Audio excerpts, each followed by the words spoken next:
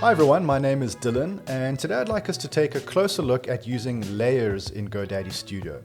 Now, it's a pretty simple concept to understand, but it really is fundamental when designing in the app. So let's take a closer look.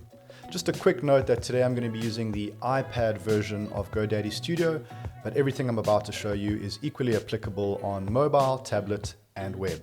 Alright, now jumping into the template feed in GoDaddy Studio, you'll notice that the one thing unifying all of these thousands of different templates, aside from fantastic design, is the fact that they are made up of different layers. Now, when I talk about a layer, I'm referring to any element on the canvas, which could include text, graphics, shapes, and images. And the reason we use the word layers is because all of these different elements exist either on top of or underneath other elements in your design. So we can see now that this eye graphic is quite clearly sitting on top of this rectangle shape underneath it.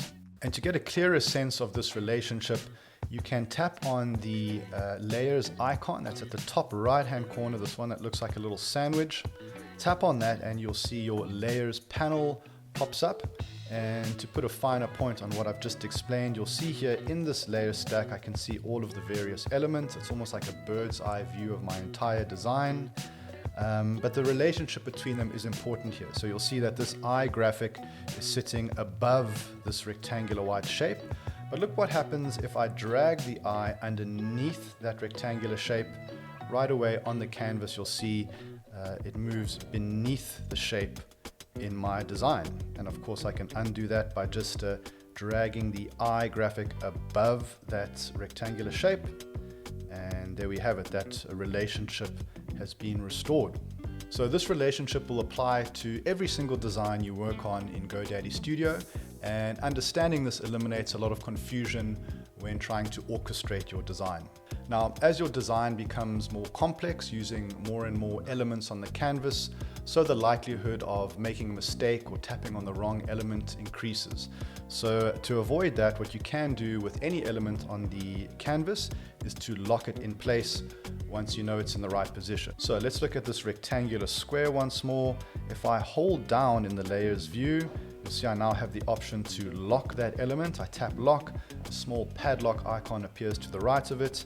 And now when I try to move it, I can't edit or move this particular shape. Everything else is completely editable, just not this particular element that I've locked. And then obviously to undo that is really simple.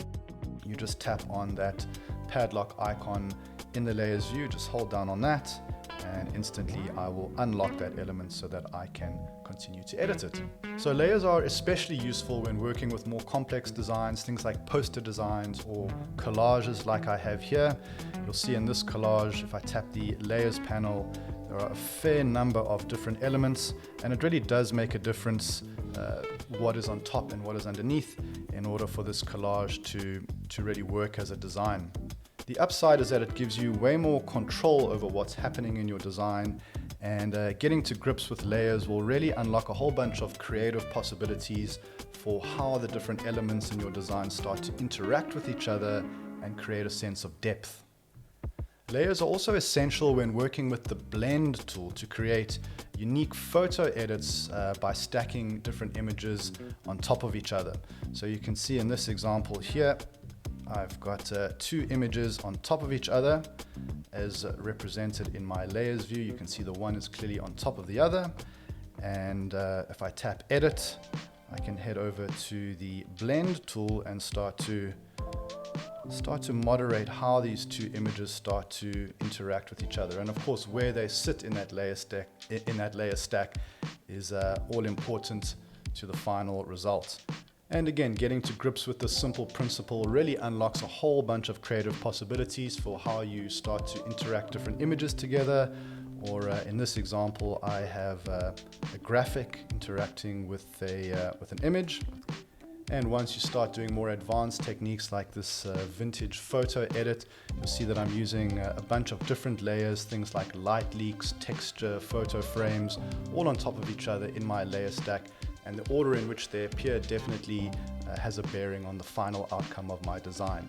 So definitely start getting into the habit of checking your layers view regularly to make your design process far easier and more intuitive.